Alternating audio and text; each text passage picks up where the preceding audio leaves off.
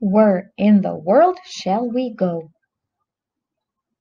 It was the day they had been waiting for.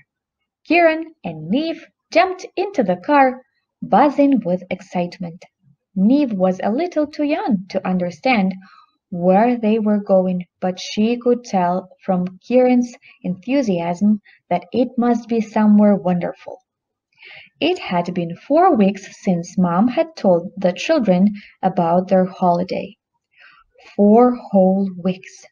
Kieran couldn't wait to find out where they were off to.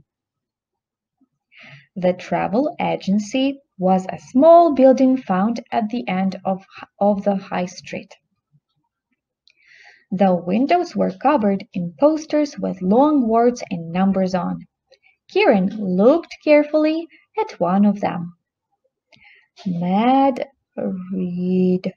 Madrid, only £208 per person, he read.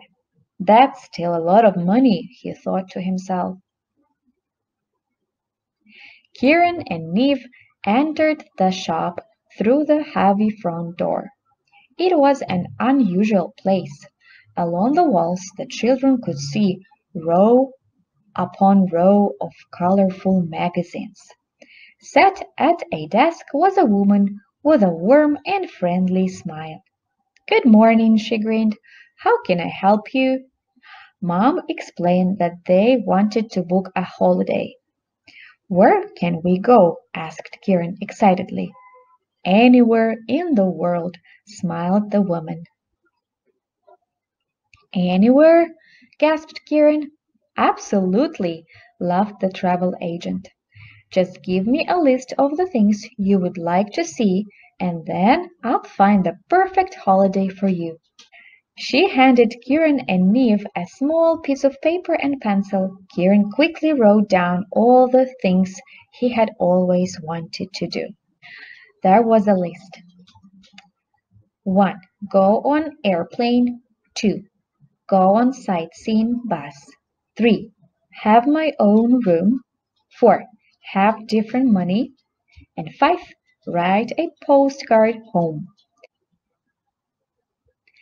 The travel agent smiled kindly as she examined the list.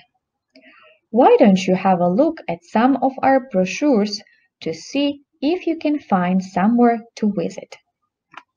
she said, gesturing towards the rows of brightly colored magazines. Kieran hurried over and picked up a brochure about France. "Wow," he whispered to himself as he gazed at the Eiffel Tower on the front cover.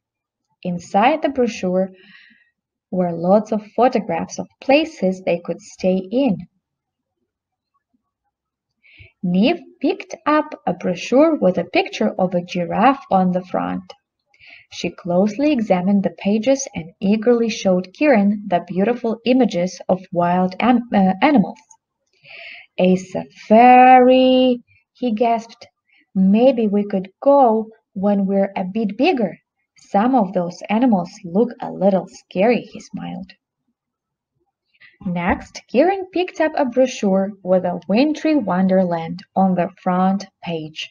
Inside were images of enormous, craggy icebergs and huge groups of penguins.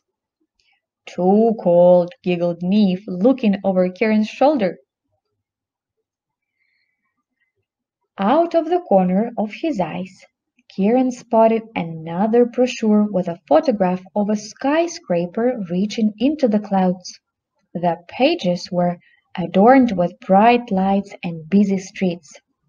"Japan looks amazing. Could we go there, Mom?" Kieran asked. "Japan is amazing," the woman explained. "It is a long journey, though, around 12 hours to get there."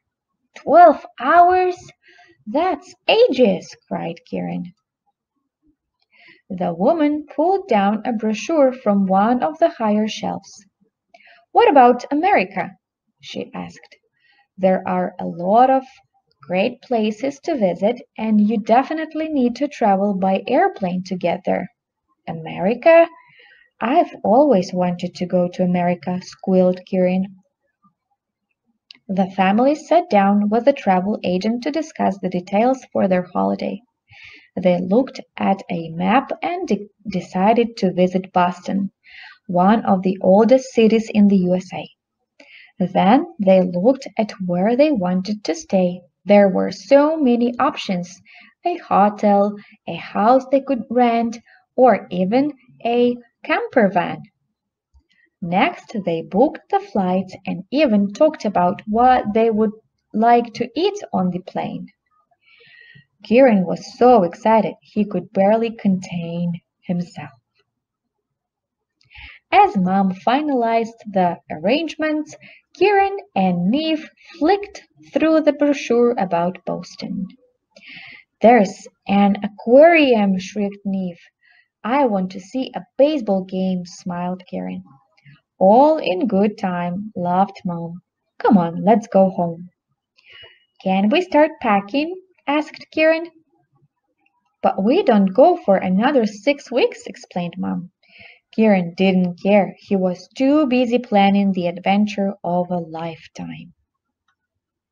The end.